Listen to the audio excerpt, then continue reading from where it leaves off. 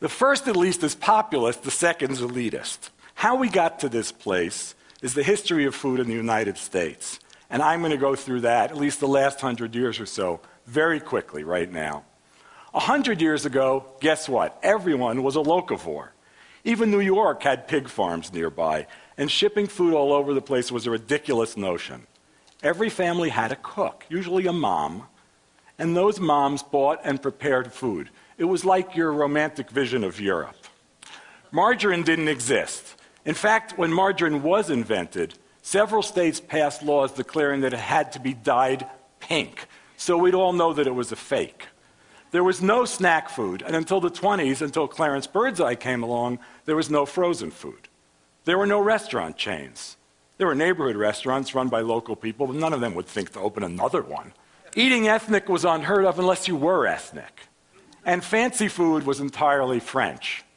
As an aside, those of you who remember Dan Aykroyd in 1970s doing Julia Child's imitations can see where he got the idea of stabbing himself from this fabulous slide. Back in those days, before even Julia, back in those days, there was no philosophy of food. You just ate. You didn't claim to be anything. There was no marketing. There were no national brands. Vitamins had not been invented. There were no health claims, at least not federally sanctioned ones. Fats, carbs, proteins, they weren't bad or good. They were food. You ate food. Hardly anything contained more than one ingredient because it was an ingredient. The cornflake hadn't been invented. The Pop-Tart, the Pringle, Cheese Whiz, none of that stuff. Goldfish swam. It's hard to imagine. People grew food and they ate food. And again, everyone ate local. In New York, an orange was a common Christmas present because it came all the way from Florida. From the 30s on, road systems expanded, trucks took the place of railroads, fresh food began to travel more, oranges became common in New York. The South and West became agricultural hubs, and in other parts of the country, suburbs took over farmland. The effects of this are well known, they're everywhere, and the death of family farms is part of this puzzle, as is almost everything, from the demise of the real community to the challenge of finding a good tomato even in summer. Eventually, California produced too much food to ship fresh, so it became critical to market canned and frozen foods. Thus arrived convenience. It was sold to proto-feminist housewives as a way to cut down on housework. Now, I know everybody over the age of like 45's mouths are watering at this point. And if we had a slide of Salisbury steak, even more so, right? But this may have cut down on housework, but it cut down on the variety of food we ate as well. Many of us grew up never eating a fresh vegetable, except the occasional raw carrot or maybe an lettuce salad. I, for one, and I'm not kidding, didn't eat real spinach or broccoli till I was 19. Who needed it, though? Meat was everywhere. What could be easier, more filling, or healthier for your family than broiling a steak? But by then, cattle were already raised unnaturally. Rather than spending their lives eating grass, for which their stomachs were designed, they were forced to eat soy and corn. They have trouble digesting those grains, of course, but that wasn't a problem for producers. New drugs kept them healthy. Well, they kept them alive. Healthy was another story. Thanks to farm subsidies, a fine collaboration between agribusiness and Congress, soy, corn, and cattle became king, and chicken soon joined them on the throne. It was during this period that the cycle of dietary and planetary destruction began, the thing we're only realizing just now. Listen to this. Between 1950 and 2000, the world's population doubled. Meat consumption increased fivefold. Now, someone had to eat all that stuff, so we got fast food. And this took care of the situation resoundingly.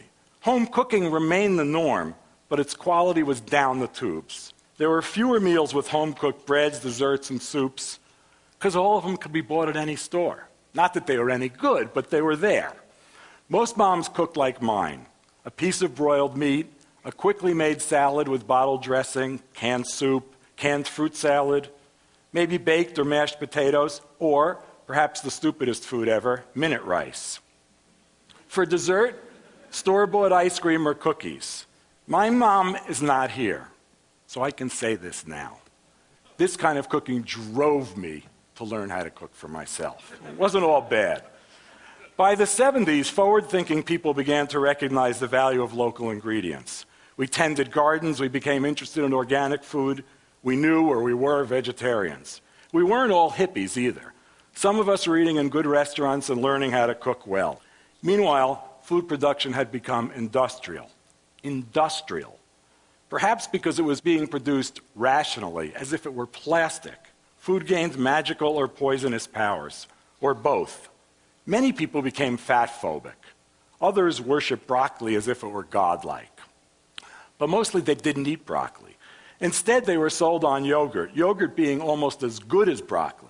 Except in reality, the way the industry sold yogurt was to convert it to something much more akin to ice cream. Similarly, let's look at a granola bar. You think that that might be healthy food, but in fact, if you look at the ingredient list, it's closer in form to a Snickers than it is to oatmeal. Sadly, it was at this time that the family dinner was put in a coma, if not actually killed. Beginning of the heyday of value-added food, which contained as many soy and corn products as could be crammed into it. Think of the frozen chicken nugget. The chicken is fed corn, and then its meat is ground up and mixed with more corn products to add bulk and binder, and then it's fried in corn oil. All you do is nuke it. What could be better? And sad, horribly, pathetically, by the 70s, home cooking was in such a sad state that the high fat and spice contents of foods like McNuggets and Hot Pockets, and we all have our favorites actually, made this stuff more appealing than the bland things that people were serving at home. At the same time, masses of women were entering the workforce, and cooking simply wasn't important enough for men to share the burden. So now, you got your pizza nights, you got your microwave nights, you got your grazing nights, you got your fend for yourself nights, and so on. Leading the way, what's leading the way? Meat, junk food, cheese, the very stuff that will kill you. So now we clamor for organic food. That's good. And as evidence that things can actually change, you can now find organic food in supermarkets and even in fast food outlets. But organic food isn't the answer either, at least not the way it's currently defined. Let me pose you a question. Can farm-raised salmon be organic when its feed has nothing to do with its natural diet, even if the feed itself is supposedly organic, and the fish themselves are packed tightly in pens, swimming in their own filth? And if that salmon's from Chile, and it's killed down there, and then flown 5,000 miles, whatever, dumping how much carbon into the atmosphere? I don't know. Packed in styrofoam, of course, before landing somewhere in the United States and then being trucked a few hundred more miles. This may be organic in letter, but it's surely not organic in spirit. Now here's where we all meet. The locavores, the organivores, the vegetarians, the vegans, the gourmets, and those of us who are just plain interested in good food. Even though we've come to this from different points, we all have to act on our knowledge to change the way that everyone thinks about food. We need to start acting. And this is not only an issue of social justice, as Ann Cooper said, though of course she's completely right, but it's also one of global survival.